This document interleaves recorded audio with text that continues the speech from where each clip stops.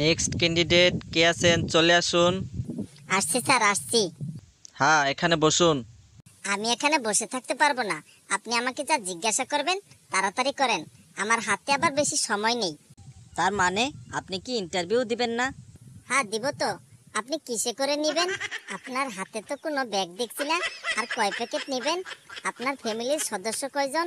কয় প্যাকেট দিতে হবে? কি ব্যাপার, আপনি কি উল্টোপাল্টো কথা বলছেন? ব্যাগের কথা বলছেন মানে? কয় প্যাকেট নিব? আবার ফ্যামিলির সদস্য কয়জন?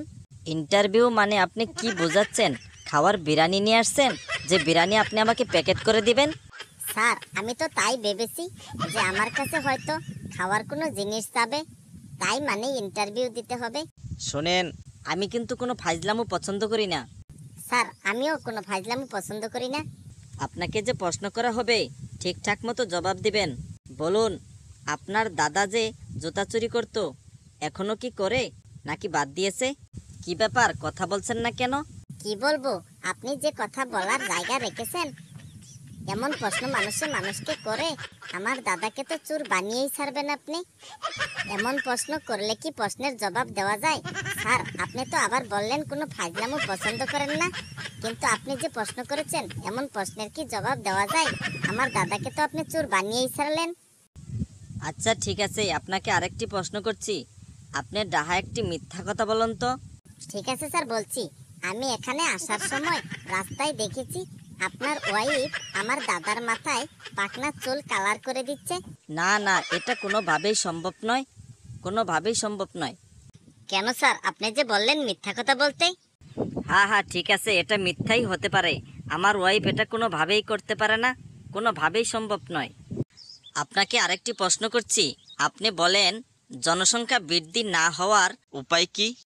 স্যার, মেয়েকে মেয়ের সাথে বিয়ে দিতে হবে আর পুরুষের সাথে বিয়ে দিতে হবে, তাহলে জনসংখ্যা বৃদ্ধি পাবে না স্যার। আপনি এটা কেমন প্রশ্নের জবাব দিলেন? আপনাকে না আগেই বলেছি কোনো ফাজলামো করবেন না, কোনো ফাজলামো পছন্দ করি না। স্যার, আমিও তো কোনো ফাজলামো পছন্দ করি না। বলেন তো তাহলে, কোন সাগরে পানি নেই? স্যার, এটা জানেন না? এটা বিদ্যার সাগরে পানি নেই। বাহ, একদম রাইট অ্যান্সার বলেছেন তো এখন, একদম রাইট অ্যান্সার। আপনাকে আরেকটি প্রশ্ন করা হলো, যদি এমন একটা সময় আসে আগুন জ্বালানোর কিছুই না পাওয়া যায়, তখন কিভাবে আগুন জ্বালাবে? স্যার, এটা তো অতি সিম্পল। তার মানে? স্যার, চোলার মধ্যে রবি সিম দিয়ে বলবো জ্বলে ওঠো আপন শক্তিতে, তাই স্যার ওখানে আগুন জ্বলিয়ে যাবে। কি সাংঘাতিক রে বাবা, কি সাংঘাতিক! কি ইন্টারভিউ দিতে আসছে, আমার মাথাটাই গরম করে দিয়েছে। বাগুন এখান থেকে, বাগুন। যাচ্ছি। বন্ধুরা, আমাদের ভিডিওটি ভালো লাগলে লাইক কমেন্ট শেয়ার করবেন, চ্যানেলটি সাবস্ক্রাইব করে রাখবেন। নতুন নতুন ভিডিও আপনাদের হাতে চলে যাবে। ভিডিওটি দেখার জন্য ধন্যবাদ।